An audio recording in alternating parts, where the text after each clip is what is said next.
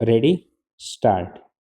श्रीमान, मैं यह पूछना चाहता हूँ कि क्या उनके क्षेत्र में ऐसे लोग नहीं हैं जो कि यह नहीं सोचते हैं कि हमारा राज्य तो हुआ लेकिन हमारे वर्ग का नहीं हुआ। वह इसलिए ऐसा सोचते हैं कि कुल आमदनी में जो वृद्धि हुई उसमें उनको हिस्सा नहीं मिला। और आप देखें कि आज कोयला उद्योग में कितनी आमदनी बढ़ी है, शक्कर उद्योग में कितनी आमदनी बढ़ी है।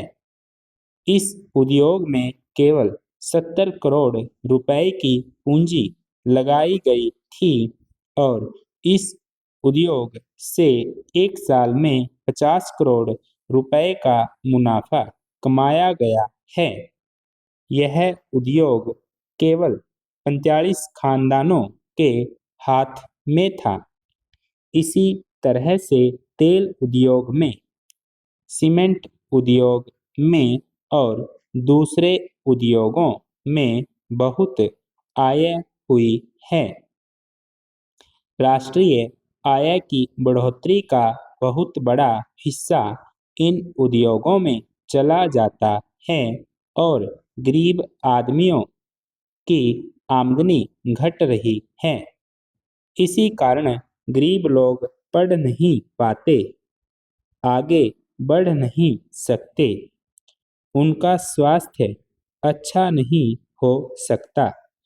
नतीजा यह है कि देश में गरीब और अमीर की विषमता की खाई बढ़ती चली जा रही है और जो राष्ट्रीय आय बढ़ती है उससे कोई नतीजा नहीं निकलता है।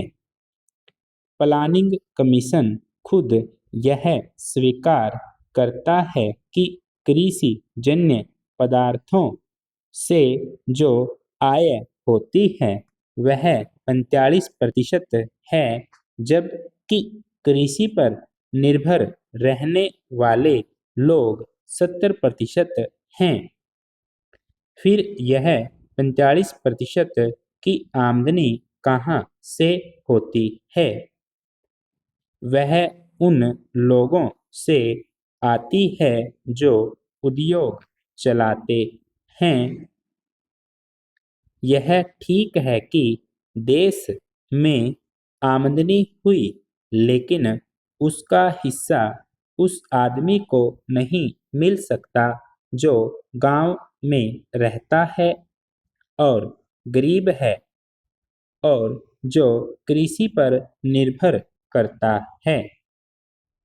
इसलिए यह बहुत आवश्यक है कि आज यह परिभाषा की जाए कि ज़्यादा से ज़्यादा आमदनी क्या होगी और कम से कम आमदनी कितनी होगी।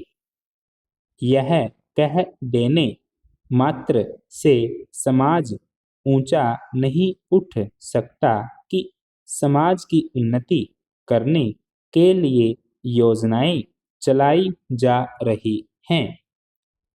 इन योजनाओं में केवल 40 से 50 लाख का हित हो रहा है और देश में साल भर में 60-65 लाख नए लोग पैदा होते हैं। तो इन 20-25 लाख लोगों की उन्नति का क्या तरीका होगा? आपने कोई ऐसा तरीका नहीं अपनाया है जिससे कि वह ऊंचे उठ सकें। आज जो भी कदम आप उठा रहे हैं उनसे लोगों का जीवन स्तर सुधारने में सहायता मिलेगी। स्टॉप।